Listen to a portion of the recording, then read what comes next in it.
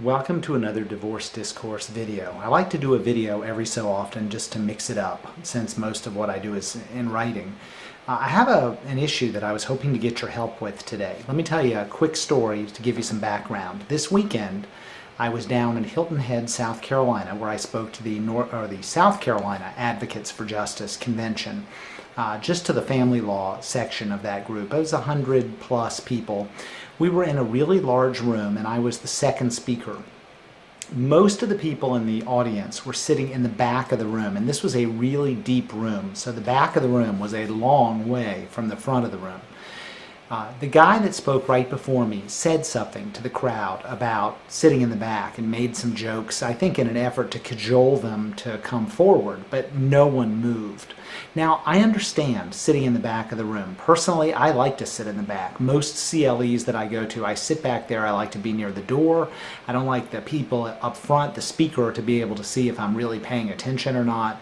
I love being in the back. But as a speaker, I will tell you that it's really uncomfortable, for me anyway, when everybody's in the back. A lot of what I do in my speaking is to respond to how I think the audience is receiving the information. Sometimes I'll take it up a notch, sometimes I'll take it down a notch, sometimes I'll know that they're not understanding something and I'll clarify it. I'm really looking at them, trying to get a sense of what's happening from the receiver's standpoint, not just from my standpoint.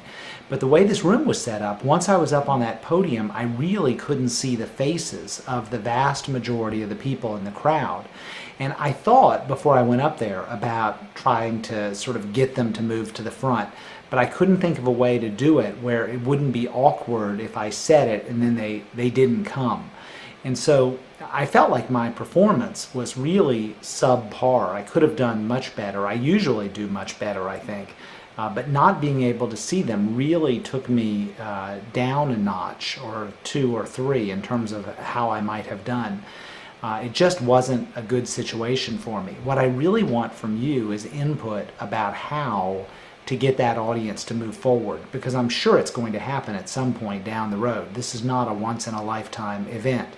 You might very well be in that audience where I'm trying to get people to move down front. How do I do it so that people will move, so that I won't turn anybody off, because the last thing I want to do is start off the program on a bad note, and so that I can really do a better job for the people that I'm speaking to.